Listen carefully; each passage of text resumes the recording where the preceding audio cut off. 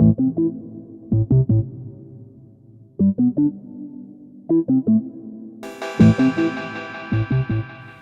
Monsieur Auguste Mpako-Priso, vous êtes économiste, professeur à l'université Paris-Saclay et professeur aussi à l'université de Saint-Quentin en Yvelines. Aujourd'hui, vous avez accepté de recevoir Croissance Plus pour une interview. Merci beaucoup, on va vous poser nos questions et puis on va commencer tout de suite. Bonjour. Bonjour monsieur, alors vous portez un projet de création d'université privée à Douala au Cameroun. Pouvez-vous nous présenter brièvement ce projet? Oui, bien sûr. Permettez-moi de prendre 2 ou 3 minutes pour vous exposer les grandes lignes de ce projet. C'est un projet qui allie ouverture, audace et ambition. Ouverture tout d'abord, parce qu'il s'agit d'une université ouverte sur le monde. Très curieusement, l'ouverture sur le monde commence souvent, à moins qu'elle aboutisse, par l'ouverture sur soi. Dans le cas de l'Afrique, cette assertion prend un relief particulier. Notre université entend redonner au savoir en Afrique ses lettres de noblesse. Tenez, combien d'Africains, et même au-delà de l'Afrique, savent que le continent a contribué, lorsqu'elle n'a pas été à la source de la plupart des avancées de l'humanité, qu'il s'agit des sciences, de la spiritualité ou des droits humains. Dans le domaine des sciences, la plupart des femmes africaines, lorsqu'elles font des tresses à des petites filles, voire d'ailleurs à des grandes, font des mathématiques fractales, l'une des branches les plus complexes des mathématiques modernes. Un peu comme M. Jourdain dans Le bourgeois gentilhomme qui faisait la prose sans en avoir conscience. Dans le domaine de la spiritualité, les recherches récentes, notamment les écrits de la Mère morte, montrent que l'Afrique a inspiré, voire inventé l'une des religions monothéistes. Il est en effet aujourd'hui établi que ce sont les 42 commandements de la maths, à l'époque où l'Éthiopie était l'un des plus grands centres spirituels au monde, soit 9000 ans avant notre ère, qui ont donné naissance à la célèbre prière quotidienne des chrétiens, Notre Père qui es aux cieux. Dans le domaine des droits humains, la charte du Mandingue promulguée en 1222 préfigure la Déclaration des droits de l'homme et du citoyen de la Révolution française de 1789, puis beaucoup plus tard, la Déclaration universelle des droits de l'homme de l'ONU en 1948. Notre projet est audacieux ensuite. C'est en effet un projet audacieux au moment où les chaînes de télévision en continu renvoient une image biaisée du continent africain. Nous avons la certitude que non seulement il faut le faire, c'est maintenant qu'il faut le faire. Notre projet est ambitieux, enfin, c'est naturellement un projet ambitieux car il s'agit de mettre l'expertise au cœur de la formation. C'est la raison pour laquelle toutes nos formations sont professionnalisantes.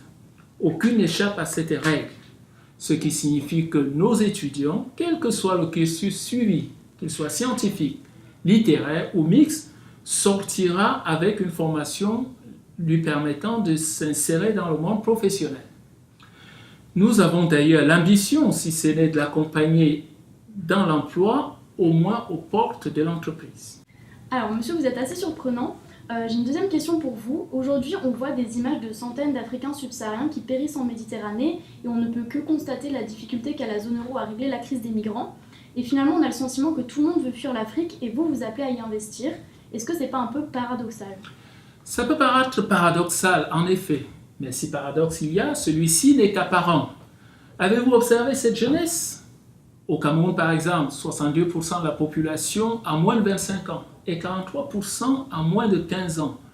Vous savez bien que le Cameroun n'est pas un cas isolé en Afrique, et les chiffres similaires caractérisent tous les autres pays de l'Afrique subsaharienne. La population africaine est une population jeune, et s'il y a bien une chose qui caractérise la jeunesse, c'est leur énergie. Cette énergie n'attend qu'une chose, être canalisée. Nous allons l'orienter vers les défis que doit relever tout un continent. Il faut saisir cette opportunité et c'est maintenant. Entendons-nous bien, lorsqu'on dit jeunesse, c'est certes une question d'âge calendaire. On est incontestablement jeune quand on a moins de 30 ans, autour de 30 ans. Mais la jeunesse, c'est aussi et surtout un état d'esprit. C'est cette certitude qui guide ce projet. La certitude que malgré les obstacles, le jeu en vaut la chandelle et qu'incontestablement, nous y arrivons. Alors, vous avez sollicité l'appui de Croissance Plus dans la recherche de financement. On voulait savoir qu'est-ce qui avait motivé une telle démarche. Nous partageons avec Croissance PIS un certain nombre de valeurs, dont deux me paraissent fondamentales, l'audace et le pragmatisme. Le président de Croissance PIS a eu une intuition fondamentale qui donne à son organisation une longueur d'avance sur un grand nombre d'institutions de coopération. Cette intuition, c'est qu'une paix durable n'est possible que si la croissance est partagée. La croissance, il y en a toujours eu, plus ou moins. Il y en aura toujours, plus ou moins. La question n'est donc pas celle de la croissance. La question essentielle est celle du partage de cette croissance. Il y a 30 ans, à la faveur de la chute du mur de Berlin, nous sortions d'un demi-siècle, voire un peu plus, du tout idéologique. Nous en connaissons les dégâts. Gardons-nous d'y replonger. La paix durable, grâce à une croissance partagée, comprise et consentie, voilà la révolution à laquelle nous invite Croissance PIS. Une révolution sans violence, donc sans mort. Ceci est indubitablement un projet audacieux. L'audace de notre projet rejoint celle de Croissance PIS. Nous voulons montrer et nous allons montrer que c'est possible. Nous partageons avec Croissance PIS une autre valeur, le pragmatisme. Dans un monde chaque jour un peu plus complexe, la seule façon d'apprivoiser cette complexité, c'est de s'adapter. L'adaptabilité à des situations mouvantes impose le pragmatisme. Comme Croissance PIS, nous avons le pragmatisme chevillé au corps. Alors, la décision d'investir, c'est toujours une décision un peu risquée. Quel retour sur investissement proposez-vous et quelle garantie apportez-vous à l'investisseur? La meilleure garantie d'un projet, quel qu'il soit d'ailleurs, c'est le projet lui-même, c'est la solidité du projet. Nous apportons déjà à l'investisseur cette première garantie. Nous lui apportons deux autres garanties.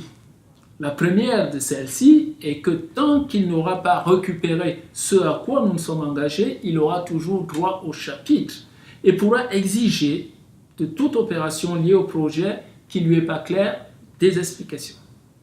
La deuxième garantie est une garantie hypothécaire. Les biens de l'université seront apportés en garantie hypothécaire à son investissement. Nous avons déjà acquis des terrains où sera bâtie cette université et ces terrains seront naturellement apportés au pool de garantie. Nous avons d'autres garanties foncières qui pourront être apportées en complément de ces garanties. Nous ne pouvons pas malheureusement être exhaustifs dans cette interview, mais qui contacter si on veut en savoir davantage? Vous pouvez me contacter en tant que chef de projet Augustin Paco Priso au 06 60 82 95 53 ou à l'adresse email qui s'affiche editor.amp@gmail.com ou vous pouvez contacter le président de Croissance PIS, Ludovic Emmanueli, au 06 80 26 97 19 ou à l'adresse email qui s'affiche ludovic.emmanueli@croissancepis en un seul mot.org.